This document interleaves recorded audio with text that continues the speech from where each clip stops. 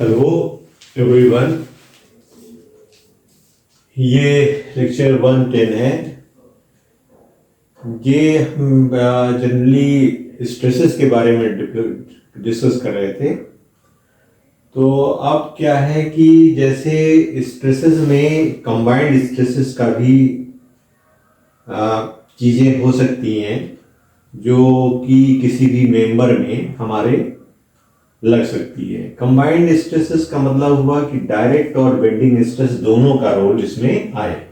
तो अगर आप देखो, एक कॉलम है सपोज करिए, जिसका cross section A by B है कर दिया है, और इस पर अगर ये लोड आप किसकी सीजी के थ्रू पास करेगा तो वो नॉन इसेंट्रिक या एक्सियल लोड कहलाएगा।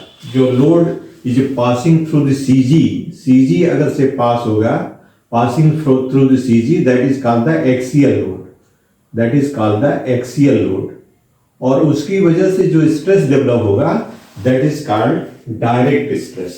तो डायरेक्ट स्ट्रेस क्या होगा? that is जो आपका लोड आ रहा है डिवाइडेड बाय एरिया, जिस एरिया पर लग रहा है। मान लीजिए इसका क्रॉस सेक्शन में A by B है, तो आपका P डिवाइडेड बाय AB हो जाएगा। दिस इज डिनोटेड बाय ये यूनिफॉर्म क्रॉस सेक्शन, इसके दोनों साइड में इस तरह से वितरित होगा। लेकिन अगर केसेस में ये हो कि जैसे ये आपका है, यहां पर इसेंट्रिसिटी हो जाए, जैसे ई, आप जनरली प्रैक्टिस में ऐसा होता नहीं है कि एक्सियल लोडेड हो।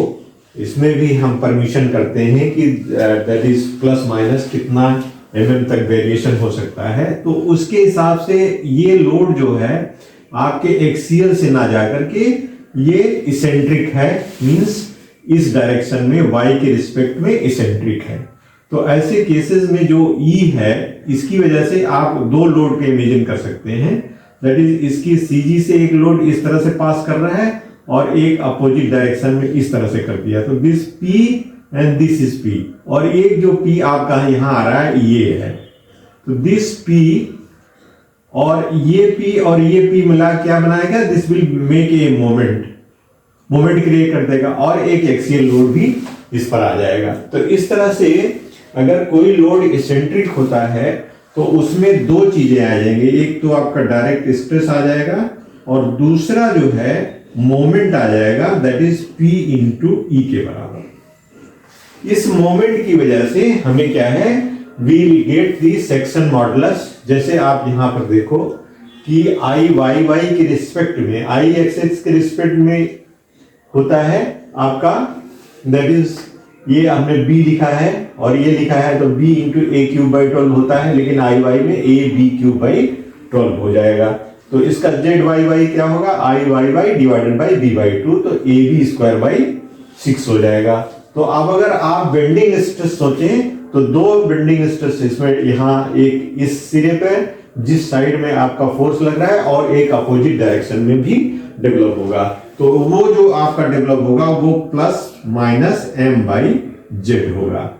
तो इसमें प्लस जो है आपके a सिरे पर आएगा और b सिरे पर माइनस m बाई जेड होगा। तो ये m बाई जेड को निकाला है, 6p by A B square हो जाएगा।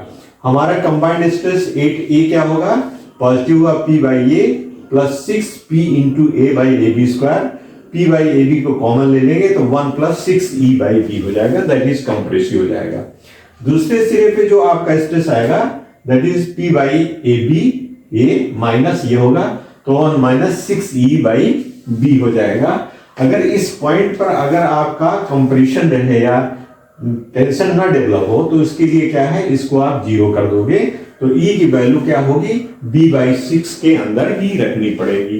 तो ये लिमिटेशन हो जाता है कि आपका जो लोड का इसेंट्रिसिटी जो मैक्सिमम कर सकते हैं वो b बाई 6 हो सकती है। इस तरह से दूसरी डायरेक्शन में भी a बाई 6 और a बाई 6 की डिस्टेंस पर आपका लोड लगना चाहिए। तो इस तरह की जो आपका एक ये पॉइंट आपका है, और एक पॉइंट ये है, एक पॉइंट इसका ये, और ये इन तीनों, इनको मिला देंगे चारों को, तो इससे कर्न स्क्वायर बन जाता है, जिसके डायगोनल जो है आपका ये है a by 3 by b by 3, that is diagonals are a by 3, diagonals are a by 3 and b by. अगर a बाई 3 b बाई 3 का डायगोनल बना रहा है आपके लोड की एसेंट्रिसिटी की वजह से, तो आपका लोड सेफ है और इसमें टेंशन नहीं डेवलप हो रहा है, that is tension is limited. तो यहाँ टेंशन ना डेवलप हो इसके लिए इस तरह की परिकल्पना हम करेंगे। इसका मतलब यह हुआ कि यहाँ पर आपका स्ट्रेस जैसे P बाई ए, अगर P जो है, P का लिमिटेशन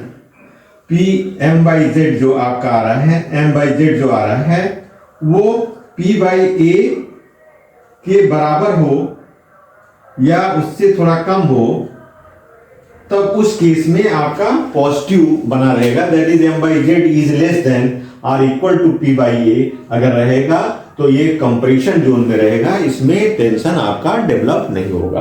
तो इस तरह से कंबाइंड स्ट्रेसेस में आप इस चीज को आप समझ सकते हैं कि that is developing the stresses like this and the combined stress, this is called the combined, that is direct stress and the bending stress. अब यहां समझने की कोशिश की जाए कि जो ये स्ट्रेसेस हैं अगर आप प्लान में देखोगे तो किस तरह से ये आप वेरिएबल होंगे। कहने का मतलब हुआ कि आपका जो फोर्स है या लोड है वो डिफरेंट सेक्शन में वेरी कर सकता है। जैसे मान लीजिए आपने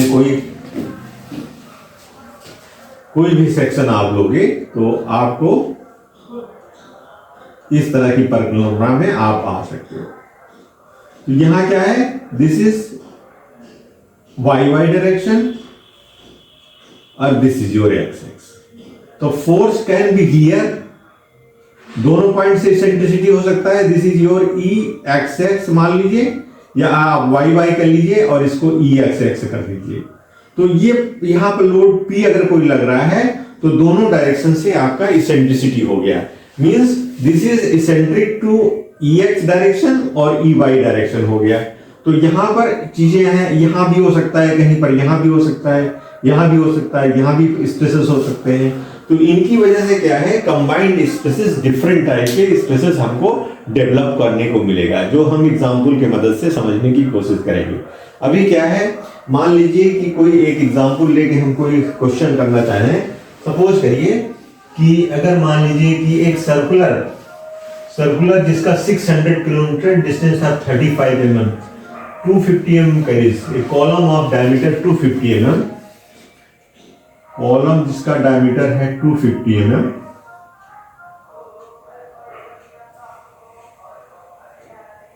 इसका आपका 250 mm इसका डाया है,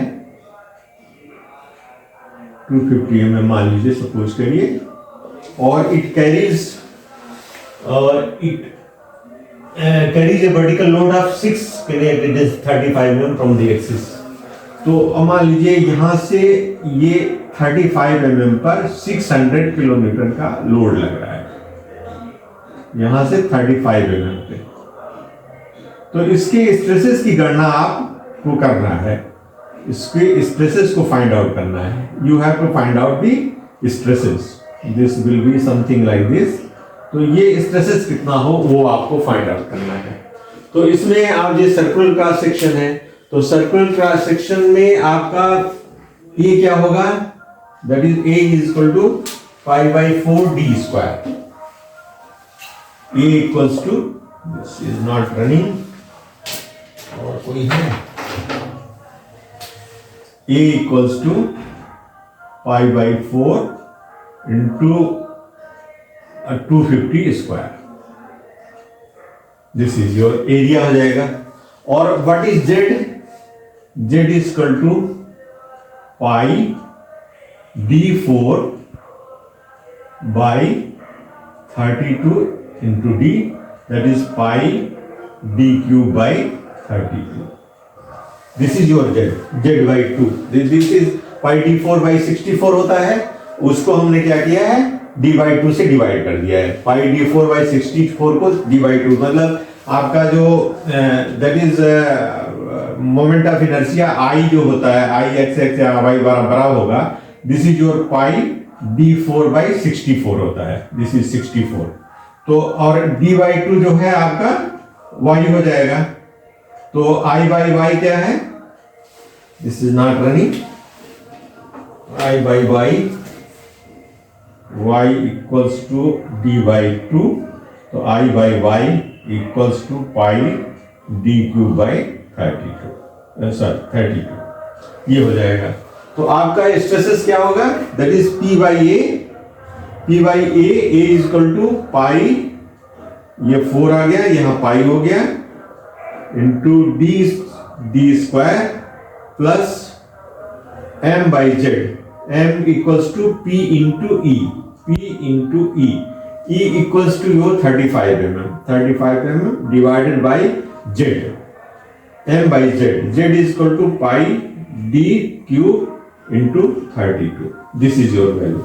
So 4p, you can take p by pi d square बाहर, तो यहाँ हो गया 4 plus 35 into 32 divided by पाई आपने बाहर कर दिया, यहाँ d आ जाएगा, पाई डी स्क्वायर, ये वैल्यू हो गई।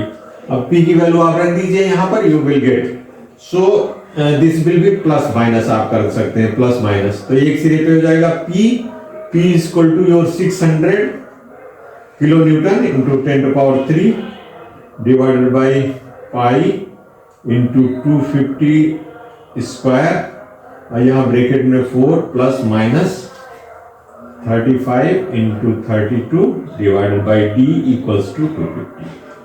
तो इससे आप दोनों का स्ट्रेसेस यहाँ पर दैट इज 8.1, 8.2 को फाइंड आउट कर सकते हैं। This is your how to find out this thing.